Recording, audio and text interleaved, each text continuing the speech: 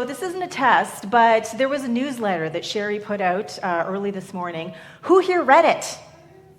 All right. Yay! Okay, so she wrote the newsletter. It was such a good one. I really invite you guys to check it out. Sherry sends a newsletter almost every single Tuesday, and it is meant to be inspirational content. And so she pours through one of my talks and kind of picks out all of the nuggets and the little insights and bits of wisdom, and then ties it into something that she's been experiencing in her life recently, and then just puts out this amazing, amazing newsletter. So I really invite you, if you haven't checked it out, please check it out because she works really hard on it. Anyway, so today she wrote this newsletter, and it went back to last week's talk, which was the space in between, which was really neat because after the talk, after conscious conversation, a lot of people said, like, whoa, I was just talking about that, whether it was with a client or the musicians downstairs, or I was just in conversation with someone about it, thinking about the space in between. And then the next day here at the revival with Anne-Marie Hogia, which was amazing. If you haven't been to one of those ecstatic dance sessions, there's another one happening here next Thursday, the 19th. So good. Anyway, we're all dancing around. Everyone's doing their own thing on the dance floor, and she's set up over there as the DJ. And every now and then, she would just sort of say something and encourage us to tune into something. And at one point, she asked us to tune into the space in between. And Sherry and I stopped dancing and just find each other across the dance floor, like, what is this?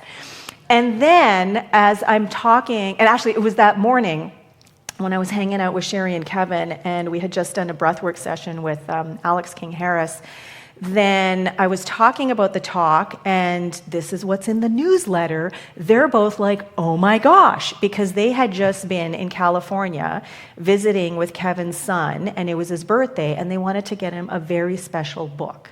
Not just something that he'd read once, but something that would be like, this is going to be sitting on his shelf. It's something he's going to turn to every now and then throughout his lifetime.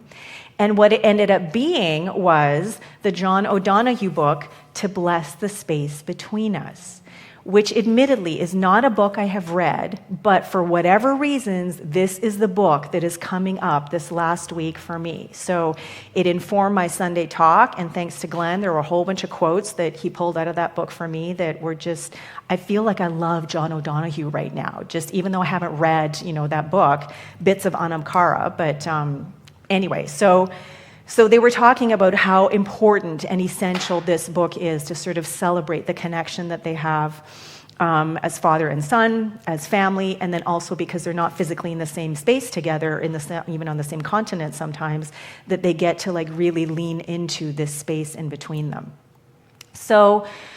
So I thought, well, you know what, this is still really coming up. And when Glenn was gathering information for me for my Sunday talk, there was a poem that he gave me by John O'Donohue. And I even came, and on the lectern, I had the poem and I had the quotes. And I'm like, poem, quotes, whatever wants to come up is going to come up. And it ended up being the quotes. So today, I brought the poem. Because this poem ties in so beautifully with this Katy Perry tune that we just heard. So I'm going to read the poem all the way through, and then I'm going to chunk it down and new thought it, okay? So it's called For a New Beginning. In out-of-the-way places of the heart, where your thoughts never think to wander, this beginning has been quietly forming, waiting until you were ready to emerge. For a long time, it has watched your desire, feeling the emptiness growing inside you, noticing how you willed yourself on, still unable to leave what you had outgrown. If it watched you play with the seduction of safety and the gray promises that sameness whispered, heard the waves of turmoil rise and relent, wondered, would you always live like this? Then the delight. When your courage kindled and out you stepped onto new ground, your eyes young again with the energy and dream, a path of plenitude opening before you. Though your destination is not yet clear, you can trust the promise of this opening. Unfurl yourself into the grace of beginning that is at one with your life's desire. Awaken your spirit to adventure. Hold nothing back. Learn to find ease in risk. Soon you will be home in a new rhythm, for your soul senses the world that awaits you. Okay, so verse by verse. In out-of-the-way places of the heart where your thoughts never think to wander, this beginning has been quietly forming, waiting until you were ready to emerge. Ernest Holmes wrote in The Science of Mind, "There is a power in the universe greater than you are, and you can use it." And what many people, including my teacher, Dr. James Mellon, like to add on to it is, because you are it. So it's not something that's hidden. It's not something that we have to search for out there. It is something that exists within us all the time and is just waiting to be unleashed into the world. And the only person, the only thing that can make that happen is us. So it's always there. It's like this tiny little pilot light, this tiny little spark, or these embers that are always, always aglow, right? Never goes out. For a long time, it has watched your desire, feeling the emptiness growing inside you, noticing how you willed yourself on, still unable to leave what you had outgrown. Well, this begins to talk about the safety of the familiar, the safety of the known, the comfort zone, if you will. And if we go back to Alan Watts from a few months ago, when there was that video that I was talking about where Alan Watts talks about how God is playing this game of, I'm so powerful that I can do this. I'm so powerful that I can do this. I'm so powerful that I can make myself experience this.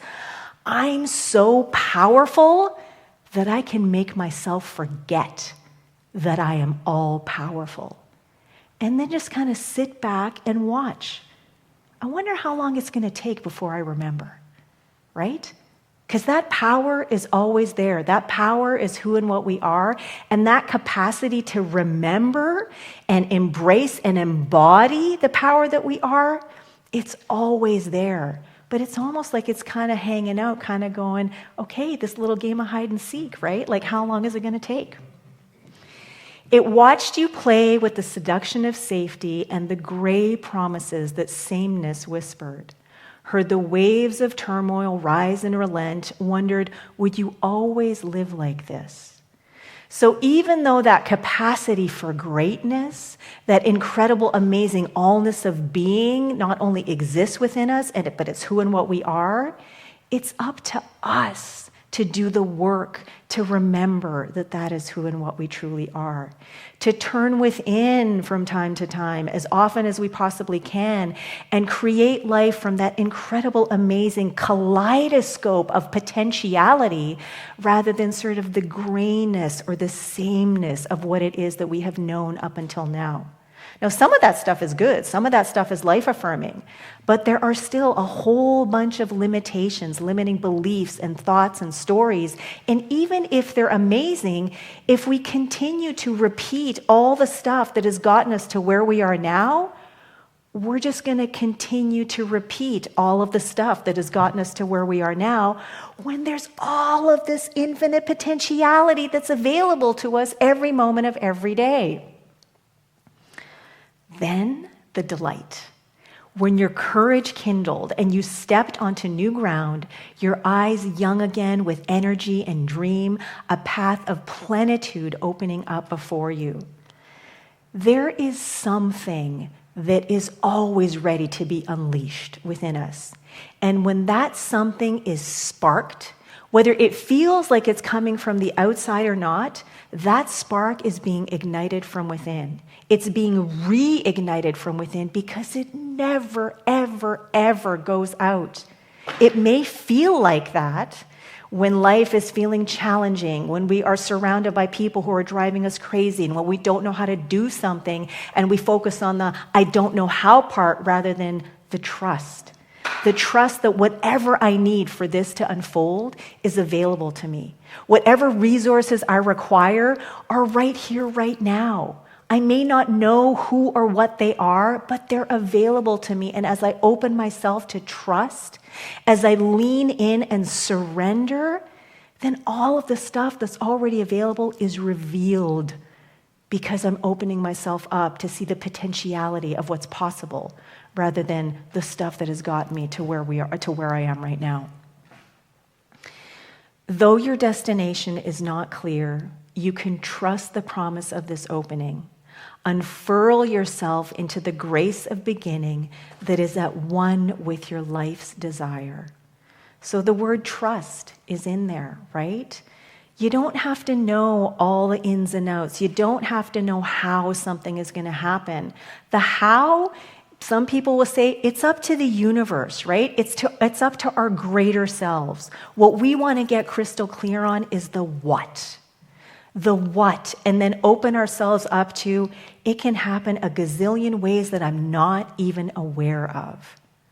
How many times do we want something? How many times do we desire something? And how many times do we give the universe or God or spirit, whatever it is that you want to call it, the instructions on exactly how it's supposed to unfold? And then we get disappointed when it doesn't unfold that way. And we don't even notice how maybe it unfolds in a much more interesting way, right? If we just let that go and allow for the infinite possibilities of life to be revealed to us, oh my gosh, we open ourselves up to those infinite possibilities, right?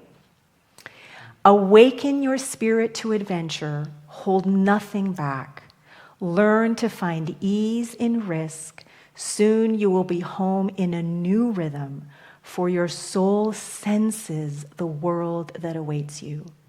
So back to the beginning, there is a power in the universe that is greater than you are, and you can use it.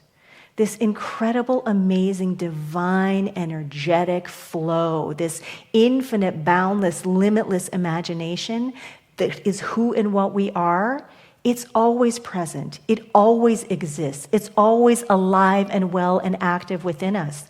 Just sometimes we go through life and it's this glowing ember, and we have to fan those embers in order to reignite that spark that is already there. And then as we continue fanning these incredible, amazing flames of sparks and illumination, the more we remember, oh wow, I am super powerful. I actually am creating my life experience based on how I'm using my mind, how I'm opening my heart. And so that's when we start to do things and surround ourselves with people who will help to further activate our soul, to expand our mind, to open our heart. And how amazing is that? Because then not only are we doing it for ourselves, but we're doing it for everyone and everything around us, further activating and inspiring everyone and everything around us, right? So the title of my talk today is Fanning the Spark of Illumination. And when I was looking for a picture, I was actually super proud of myself when I came up with this one and was able to line up the O, the person who's doing this in the middle with the O. But I love this picture because it takes work to get that effect. Like, it just doesn't happen. The person actually has to be standing there, and these sparks are flying around and showering everyone and everything around them. That spark is always there. That light is always there. But when we intentionally direct our energy to illuminating that spark within, look at how brilliantly it shines all around us, right? Inspiring everyone and everything around us. And so it's up to us to not just remember who and what we are, but to actively embrace and embody who and what we are, to illuminate the beauty, the harmony, the wisdom of our soul so that we can continue to open up to the infinite possibilities of our life. And so that's from modern day mystic John O'Donohue, this beautiful, beautiful poem for a new beginning. And so my question to you for this week and going onward, but especially this week before we meet again for our last Elevate of 2024, what's one way that you can fan the spark of illumination within yourself? What's one thing that you can commit to? And then I want to leave you with a quote from another modern day mystic, Katy Perry. Baby, you're a firework. Come on, let your colors burst. Make them go, ah, ah, ah. You're going to leave them all in awe, awe, awe. Boom, boom, boom, even brighter than the moon, moon, moon. It's always been inside of you, you, you. And now it's time to let it through. Thank you, and so it is.